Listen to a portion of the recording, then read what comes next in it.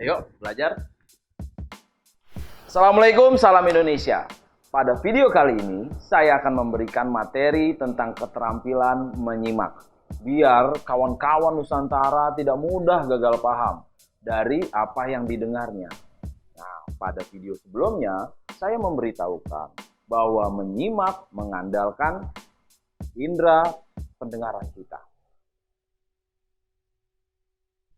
Namun, kalau cuma mendengarkan, tentu kita akan cepat lupa. Nah, bagaimana supaya kita tidak cepat lupa? Mari kawan, kita mulai dengan pengertian menyimak. Menurut Russell dan Russell, menyimak adalah mendengarkan dengan penuh pemahaman dan perhatian serta apresiasi. Ada 3 kata kunci dari pengertian tersebut. Ada pemahaman, ada pengertian, dan apresiasi. Mari kita bahas satu persatu katanya menurut pengertian dari Kamus Besar Bahasa Indonesia. Pemahaman adalah proses perbuatan memahami atau memahamkan.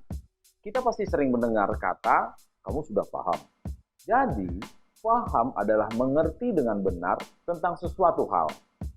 Perhatian adalah memperhatikan apa yang diperhatikan. Bisa juga minat. Jadi kita betul-betul memperhatikan dan juga tertarik. Apresiasi adalah penilaian dan juga penghargaan terhadap sesuatu.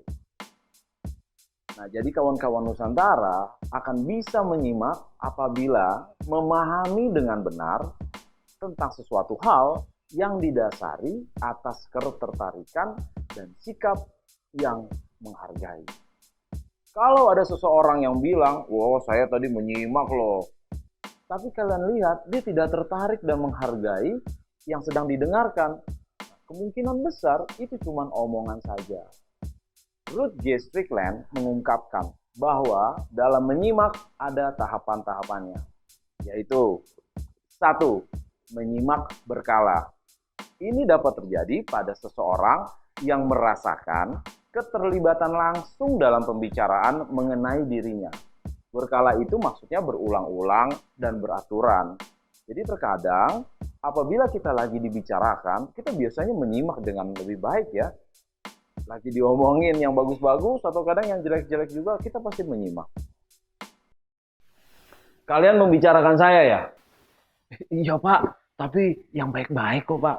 Oh tidak apa-apa, lanjutkan, saya simak ya. 2. Menyimak dengan perhatian yang dangkal. Nah, ini terjadi karena sering mendapat gangguan dengan adanya selingan-selingan perhatian kepada hal-hal yang di luar pembicaraan. Makanya, terkadang seorang pembicara itu tidak suka apabila dia lagi berbicara, yang mendengarkan malah main handphone. Atau kadang tertidur. Itu bisa berbahaya, bisa dipecat. Kamu kok tidur? Saya lagi berbicara ini. Aduh, maaf Pak, kamu saya pecat. 3. Setengah menyimak. Setengah menyimak ini karena terganggu oleh kegiatan menunggu kesempatan untuk mengekspresikan isi hati serta mengutarakan apa yang terpendam pada seseorang. Jadi saat orang lagi berbicara, terkadang belum selesai berbicara, kita memotongnya karena kita tidak sabar mau komentar omongan tersebut. Jadi kita hanya setengah menyimak, tidak sampai selesai. Jadi setelah itu Pak begini Pak, saya mau tunggu saya selesai berbicara ya. Baik Pak, baik. 4. Menyimak serapan. Nah karena seseorang kasihkan menyerap hal-hal yang kurang penting. Jadi maksudnya begini, seorang penyimak justru banyak sekali menerima mentah-mentah hal yang kurang penting. Ini sangat sering terjadi ya.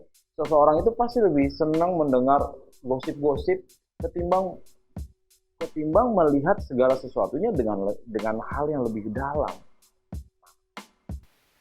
Wah, si Anu sering berbicara ngawur loh. Kamu dengar dulu semua ucapannya, jangan dengar yang itu-itunya aja.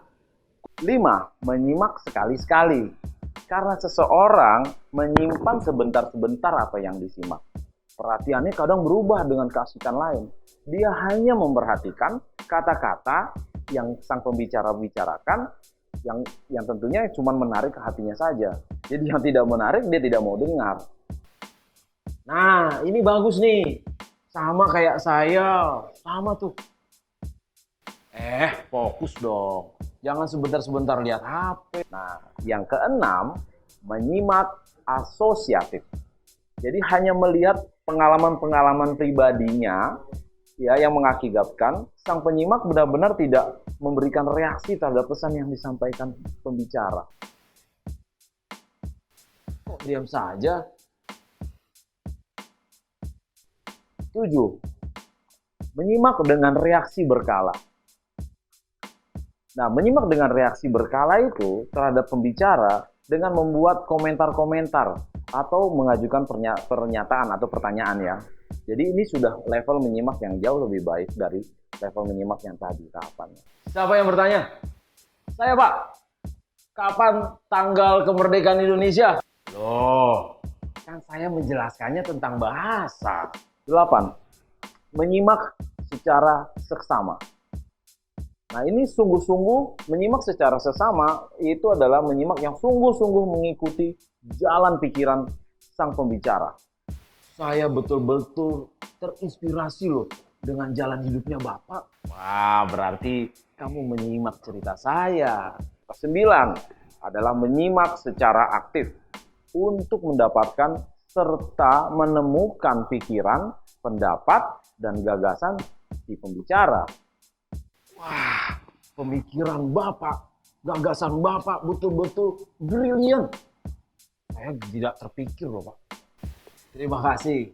Kemampuan menyimakmu luar biasa.